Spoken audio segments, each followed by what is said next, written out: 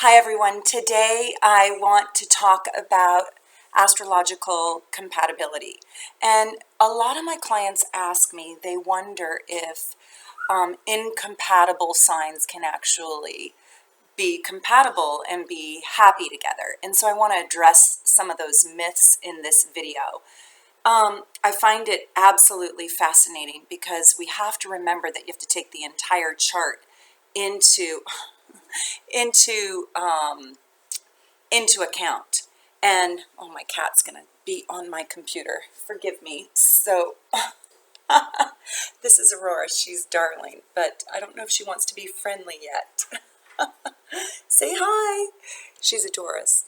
Anyways, I want to talk about astrological compatibility, and I want to talk about kind of the myths around two signs that aren't supposed to get together or be good together, and how does it work. Okay, so yes, fire signs like fire signs, earth signs like earth signs, air likes air signs, and water signs do get along with other water signs.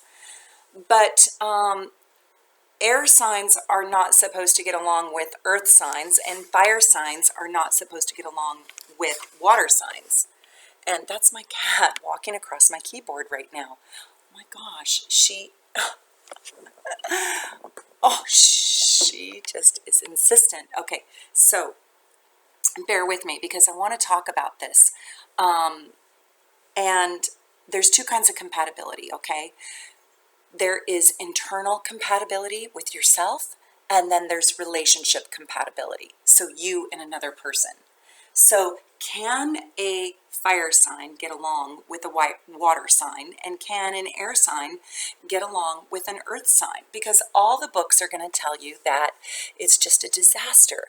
You're going to look up your likelihood of having a happy life with somebody in an incompatible element, such as fire, earth, air, and water, and all the books and the newspapers are going to tell you that it's just a chaotic disaster.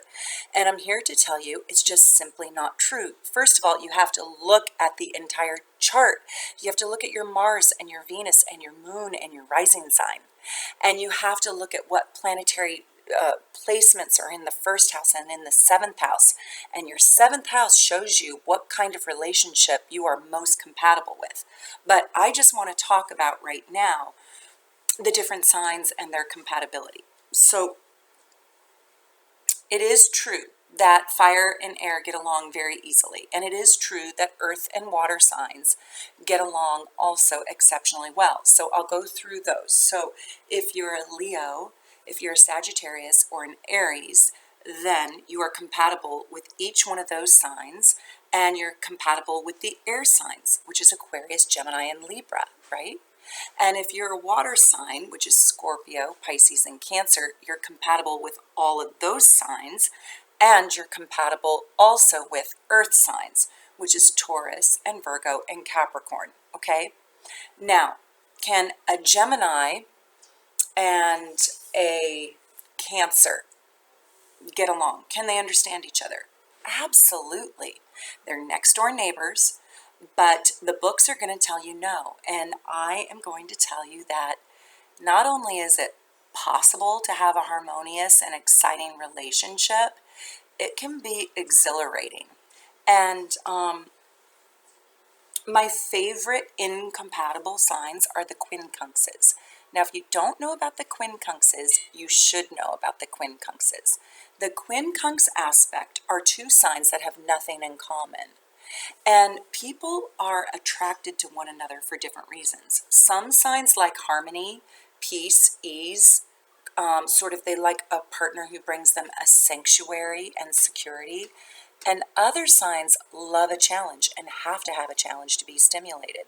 So, for example, an Aries cannot stand having simplicity.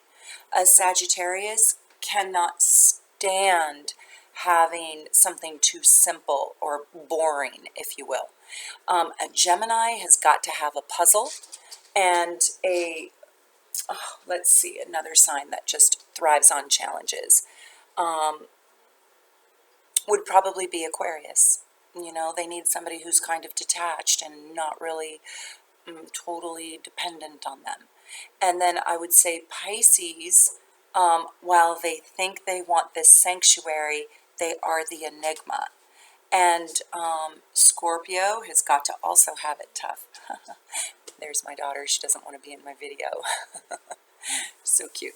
If you hear any noise downstairs, it's because I'm multitasking right now, and I've got a little slumber party going on downstairs.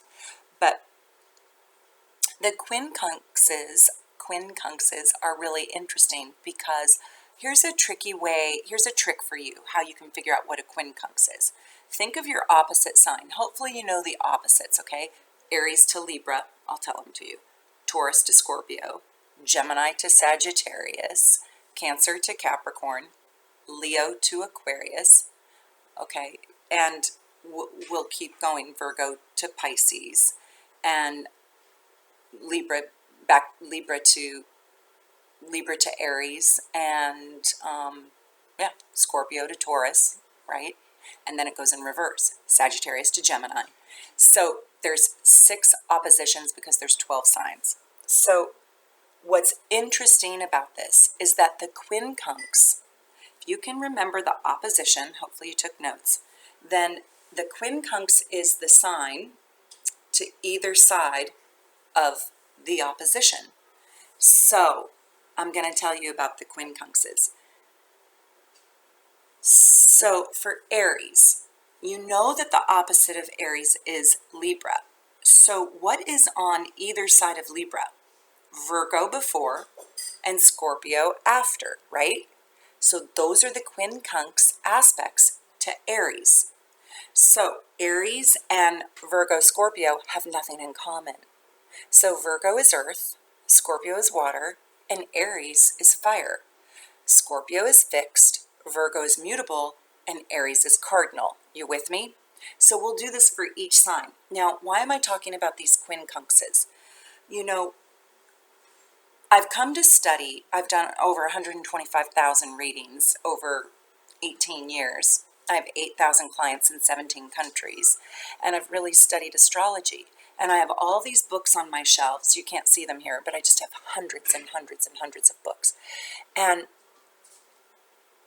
most people will say that the quincunx aspect is so difficult and so challenging. But for most people, the quincunx aspect can be utterly fascinating. It can be just exhilarating. It can be a thrill. And the reason why is because those 2 signs have nothing in common. They are opposites, and you know opposites attract, right? So yeah, a Leo and an Aries can be best friends, and they can get along so easily. A Cancer and a Scorpio can be like that. It can be quite simple in a lot of ways.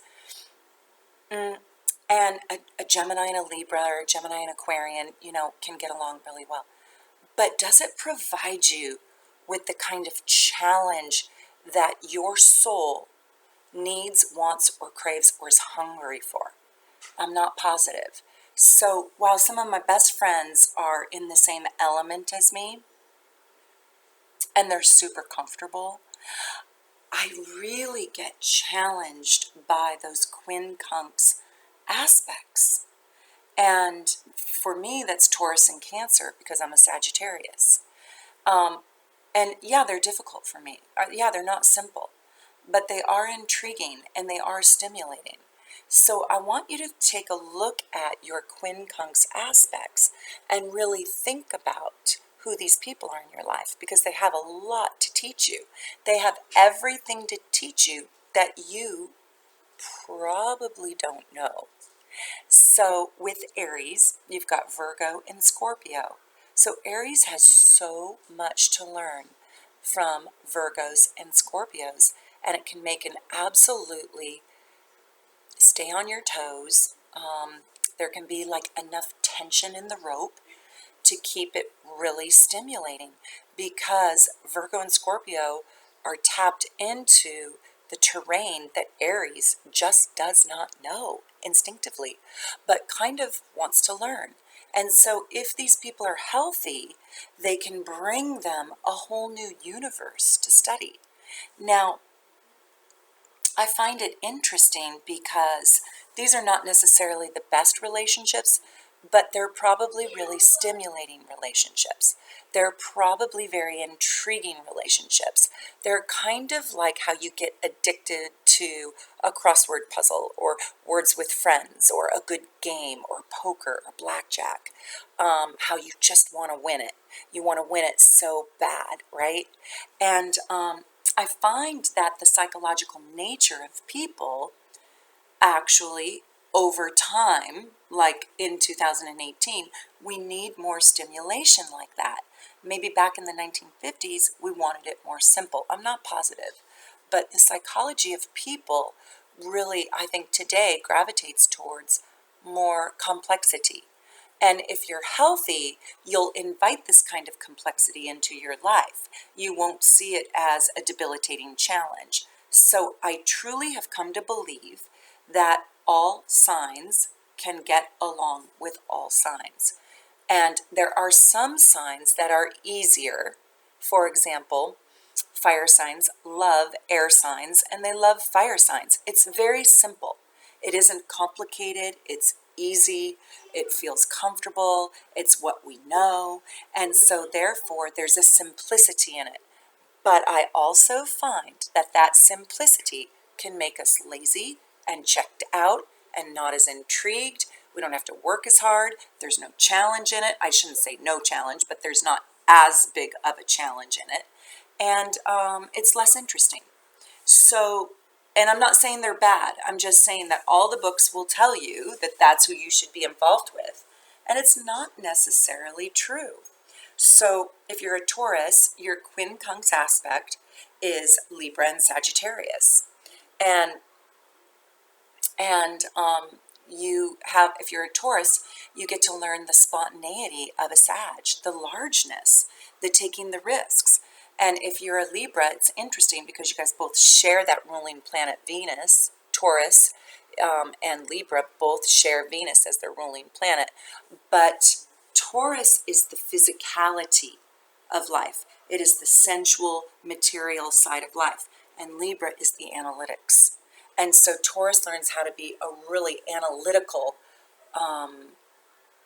gets to learn the analytics from Taurus and gets to learn the spontaneity from Sag, which Taurus doesn't know really instinctively how to do either one of those things. So what I'm saying is that there's a gift in those who have virtues and traits and characteristics that you don't innately have, because we gravitate towards that which we don't know, that which is a challenge, and it's stimulating, and it's a different kind of stimulation. So with Gemini, you've got Scorpio and Capricorn as your quincunxes. As Cancer, you have Sagittarius and Aquarius. And I find this very interesting. In my life, my favorite relationship, my best relationship in my life is my mom. And she's a Cancer and I'm a Sagittarius.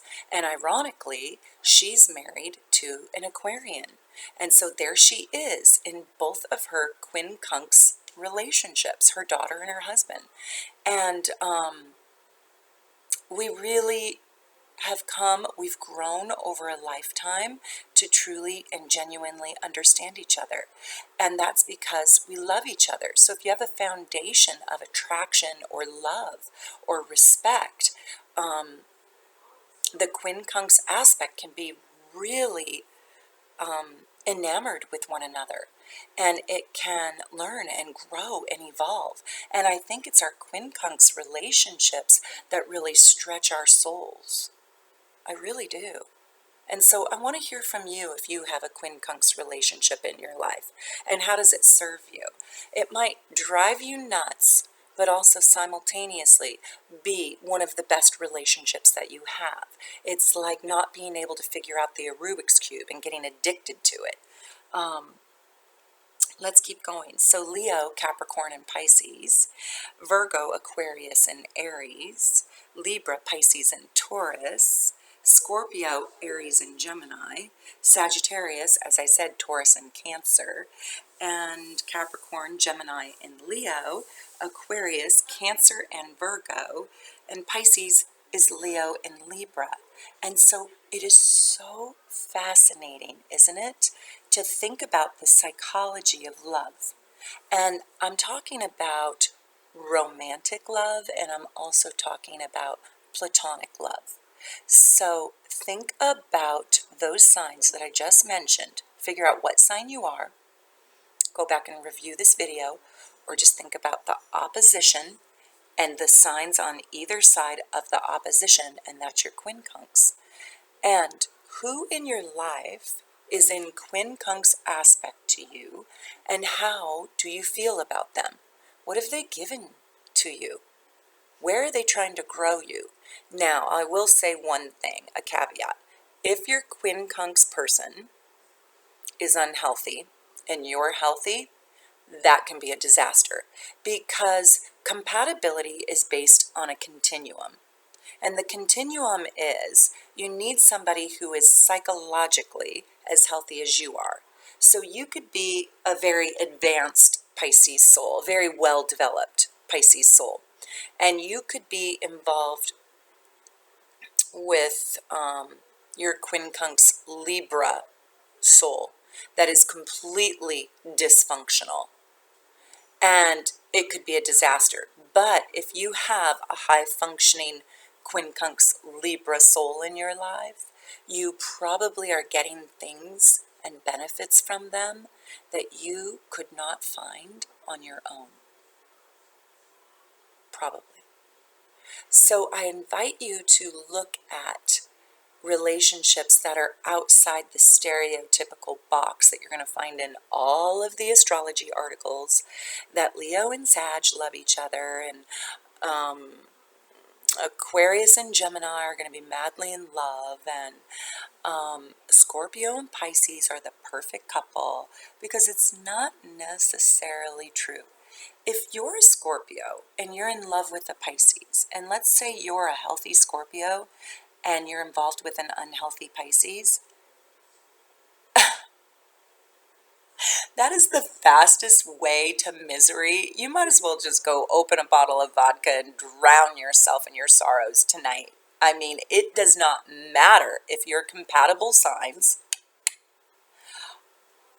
are dysfunctional, it won't work. So you have to be on the continuum. So if you're healthy at a level 2, you're going to attract healthy level 2s, right? If you're a level 10, you're going to attract level 10s, hopefully. If you're a 10, it's not going to work no matter what with a level 2 person. And you need a well-developed person. You just do. You need a well-developed person, somebody who you can completely relate to. But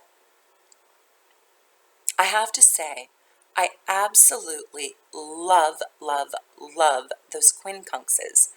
And I'm going to talk more about compatibility, because I think it's imperative that you have moon signs that work and that you have a good Mars-Venus, especially if it's a sexual relationship or a romantic relationship. If it's a platonic relationship, you want to have good Venus-Jupiters. You know, you want to have those good aspects. And if you have a quincunx aspect in yourself, that is a little bit more challenging than a quincunx relationship in synastry. And synastry is when you take both of those signs, or both of those charts, and you put them together. So synastry is when I take my chart and I align it with your chart. So if you are, let's say, a Leo, and you're involved with a quincunx Pisces, right? That is synastry. But if you are a Leo and you have Pisces rising, that means you have a quincunx internally inside of you. So you've got that jigsaw puzzle operating inside of you. And that is a little tougher, because you've got to have these incompatible signs relate to one another internally. And that is honestly more of a challenge. But what I like about that challenge is, I promise you, it will make your soul grow. If you have quincunx aspects in your own chart, so basically go back to those combinations that I talked about, and if you've got a moon sign in quincunx aspect to your sun sign, You are here on the fast track. It's kind of like you're taking the AP class of soul development to fast track you into your evolution, into your personal soul's development. And what's interesting about that is your life will have tension in it. Your life will have complications in it. But those very complications are the things that will advance you and grow you. So it's not a bad thing. These challenges are imperative and important to really fast track you, if you will, to teach you the lessons that your soul incarnated to learn. And with tension on the rope, you learn them faster. When you have a totally compatible chart with all trines, you don't learn as fast. So if you're a Leo with Sag and Aries and air signs, your challenges are not quite as troubling, and so you don't get out of your stuff as quickly. You don't learn your lessons as fast. So this is my little quincunx Taurus, and she's adorable. Anyways, if you have any questions or thoughts, I would absolutely love to hear them. And if you want to write any comments about your quincunx relationships, I'm so open to hearing them, good or bad, how they're challenging or how they're rewarding, what benefits you've received from them. It would be great. And if you would like a personal consultation, I'm a little bit booked out. I book about 6 weeks out, but I'd love for you to jump on my calendar. Just find me at soulnavigation.com and click the Book Now button. And please subscribe to my YouTube channel and look at all of my different videos on all the different astrological signs. You can learn so much about yourself here. And please ring the little bell so you never miss a video. And thank you so much for watching, and I hope to see you on my calendar, and enjoy the rest of my videos. Take good care.